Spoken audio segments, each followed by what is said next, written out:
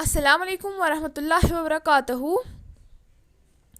I am Raika Riaz from class 9th. I am a student of Satisar Educational Institute, Pampur. My topic is about natural resources. So let's start. Resources, materials from which we get our basic needs are resources. वो चीज़ें जिनसे हम अपनी दिन ब दिन की ज़रूरियात पूरी करते हैं उन्हें हम रिसोर्सेज बोलते हैं. टाइप्स ऑफ रिसोर्सेज क्या है? नेचुरल रिसोर्सेज है और मैन मेड रिसोर्स है. Types of resources: natural resources, man-made resources. Natural resources, those resources which are present in natural environment. Example: light, soil, water. वो रिसोर्सेज जो natural environment present हो, जिनको बनाने में इंसान का कोई भी हाथ नहीं हो, जो नेचुरली हो, उन्हें हम नेचुरल रिसोर्सेज कहते हैं. जैसे कि लाइट है, सॉइल है, वाटर है, ये सब इंसान ने नहीं बनाए हैं, ये पहले से मौजूद थे, कुदरती तौर मौजूद थे, तो इन्हें हम नेचुरल रिसोर्सेज बोलते हैं. और मैन मेड रिसोर्सेज क्या होता है? Those resources which are made artificially by man. Example: electric fan. वो रिसोर्सेज जो कुदरती तौर मौजूद नहीं थे, जो पूरी तरह से इंसान ने बनाए हैं, उन्हें हम मैन मेड रिसोर्सेज बोलते हैं. जैसे कि इलेक्ट्रिक फैन है मैन मेड रिसोर्सेज की कुछ एग्जाम्पल. अब हम देखेंगे types of natural resources. Inexhaustible resources and exhaustible resources. जो नेचुरल रिसोर्सेज है उसकी फर्दर टू टाइप्स है: inexhaustible and exhaustible resources. Inexhaustible resources, those resources which are present in our environment in unlimited quantity. Example: sunlight, water. वो resources जो हमारे environment में present है,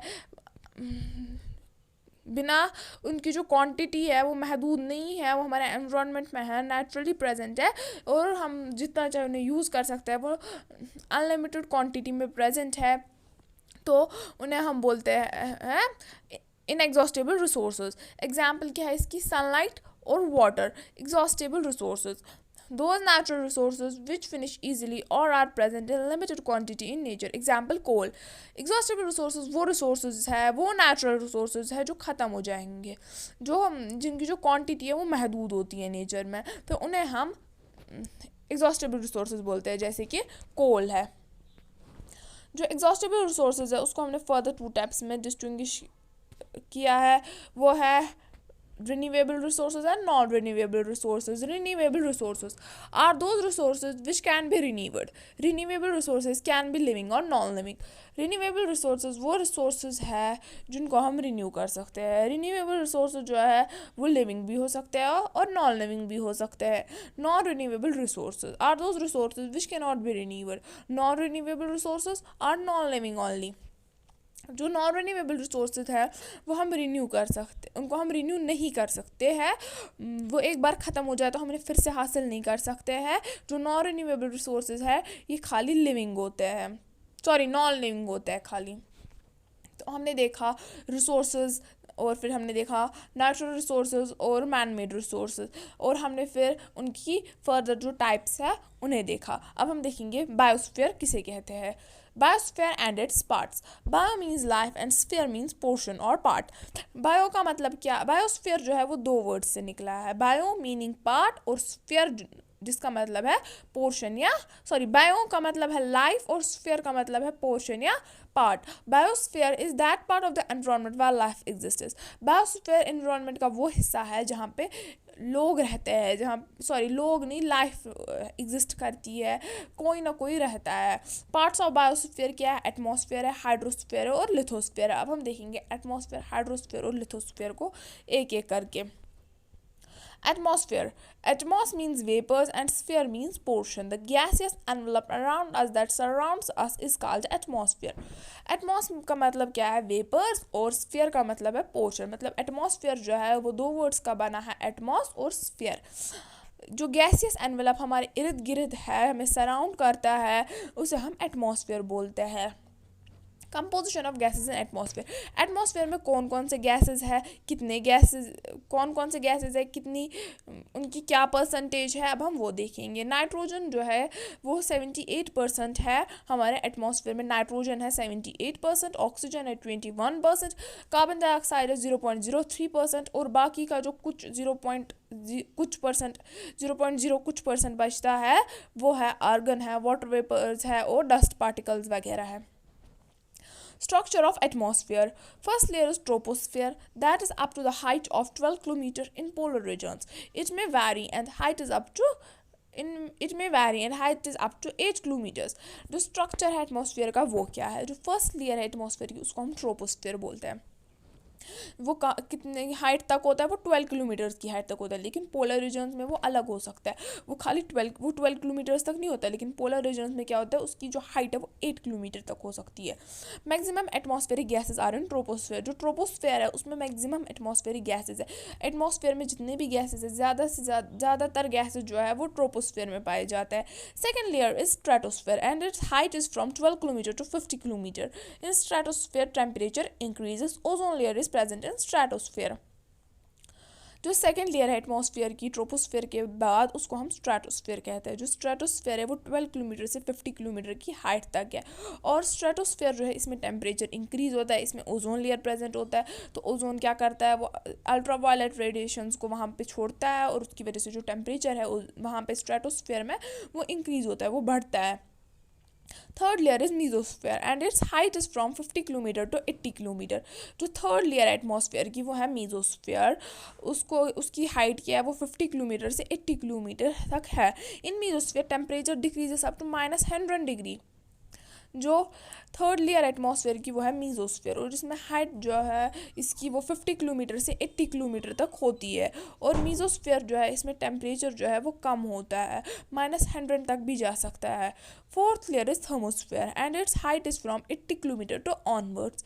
temperature increases a lot, even reaches in thousands.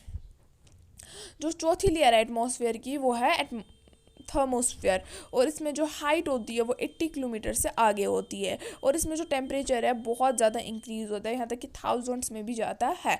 जो thermosphere है उसके दो parts हैं, आइनोस्फेयर और एक्सोस्फेयर। आइनोस्फेयर क्या है, 80 किलोमीटर से 510 किलोमीटर तक जो लेयर है उसको आइनोस्फेयर बोलते हैं और एक्सोस्फेयर जो है 510 किलोमीटर से आगे फिर जो लेयर होती है एटमॉस्फेयर की उसको एक्सोस्फेयर बोलते हैं। अब हम देखेंगे hydrosphere. Hydro means water and sphere means portion. Hydrosphere is the water containing portion of earth. Hydro का मतलब वाटर है और स्फेयर का मतलब पोर्शन है। तो हाइड्रोस्फेयर जो है वो अर्थ का वो हिस्सा है जहाँ पे पानी होता है, जहाँ पे भी पानी है अर्थ में वो हाइड्रोस्फेयर है। Composition of water in hydrosphere. Hydrosphere में कहाँ पे कितना पानी है, किस हिसाब से पानी है, अब हम वो देखेंगे। 97% of the total water is present in oceans and is saline. जो टोटल वाटर है हाइड्रोस्फीयर का उसका 97% जो वाटर है वो ओशंस में है और वो सैलिन है, नमकीन है, उसे हम यूज़ नहीं कर सकते। 2% of the total water is present in glaciers, ice caps. और जो बाकी का 2% वाटर है वो है आइस कैप्स में, ग्लेशियर्स में, वो आइस की फॉर्म में है, उससे भी हम यूज़ नहीं कर सकते, हम वहाँ नहीं जा सकते पानी पीने आइस कैप्स ग्लेशियर्स में। 1% of the total water is available for usage to us in rivers, lakes and is known as fresh water. जो 1% वाटर बचता है फिर 97% जो ओशंस में है, 2% in the form of ice है, फिर 1% जो बचता है वाटर वो रिवर्स में है, लेक्स में है और वो साफ पानी है, उसे हम यूज़ कर सकते हैं और उसको हम फ्रेश वाटर बोलते हैं। लेकिन हमने अनफॉर्चुनेटली इस 1% वाटर को भी पोल्यूट कर दिया है। This was about hydrosphere. Now moving to lithosphere. Litho means rocky and sphere means portion. It is the rocky portion. There are 3 layers in lithosphere. Litho का मतलब है रॉकी और स्फीयर का मतलब है पोर्शन। जो रॉकी पोर्शन है वो लिथोस्फीयर है। 3 मेन लेयर्स है लिथोस्फीयर में जो है crust, mantle and core. Crust, it is the outer covering, its thickness is up to 20 to 25 miles. Crust contains mostly silicon and aluminium. जो क्रस्ट है वो आउटर कवरिंग है और इसकी थिकनेस जो है वो 20 से 25 माइल्स तक है। और क्या होता है जो क्रस्ट है इसमें सिलिकॉन और एल्यूमिनियम ज़्यादा होता है। Mantle, it is the middle layer, it's it thickens up to 1800 miles. Mantle contains mostly magnesium. जो मेंटल है इस मिडल लेयर है और ये 1800 माइल्स तक इसकी थिकनेस होती है। और क्या है, जो मेंटल है इसमें ज़्यादातर मैग्नीशियम होता है। अब हम देखेंगे थर्ड लेयर जो है वो क्या है। जो कोर है वो थर्ड लेयर भी है और इनर लेयर भी है अर्थ की। तो क्या है, इसमें ज़्यादातर आयरन होता है और निकल भी होता है। जो अब हमें डिस्कस करना है सॉइल के बारे में, क्योंकि हम क्रस्ट पे रहते हैं, वो आउटर कवरिंग है, ऊपर वाली लेयर वही है क्रस्ट। हम तो उसमें ऊपर सॉइल होता है, तो हम सॉइल पे सब लिविंग ऑर्गेनिजम्स रहते हैं। अब हम सॉइल को डिस्कस करेंगे। Soil is the top most layer of the earth which is fertile where we live and grow crops. Soil क्या है, सॉइल टॉप मोस्ट लेयर है। अर्थ की जो टॉप मोस्ट लेयर है वो सॉइल है, जो फर्टाइल है और वहाँ पे हम रहते भी है और वहाँ पे हम क्रॉप्स भी ग्रो करते हैं। कंपोजिशन ऑफ सॉइल, सॉइल में क्या क्या चीज़ें मौजूद है। मिनरल मैटर 45% है सॉइल में, मतलब मिनरल्स वगैरह जो है सॉइल में 45% सॉइल जो है वो मिनरल्स है। ऑर्गेनिक मैटर 5% है। ऑर्गेनिक मतलब मैटर मतलब डेड ऑर्गेनिजम्स वगैरह जो है वो 5% होता है सॉइल में। वाटर जो है वो 25% है और एयर जो है वो 20% है। बाकी लिविंग ऑर्गेनिजम्स बैक्टीरिया वगैरह जो है वो 5% है। Pathology is that branch of science in which we study about soil. Soil जिस वो साइंस का हिस्सा जिसमें हम खाली सॉइल के बारे में पढ़ते हैं उसको हम पैथोलॉजी बोलते हैं।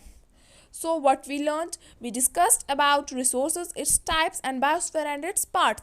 हमने resources देखे, उसके types देखे और biosphere और उसके parts देखे. Thank you for watching and अब thank you so much for watching and don't forget to subscribe science room के सर। आपको क्या काम करना है, आपको जो साइंस रूम के सर चैनल है इसको आपको सब्सक्राइब करना है। So this was all about resources.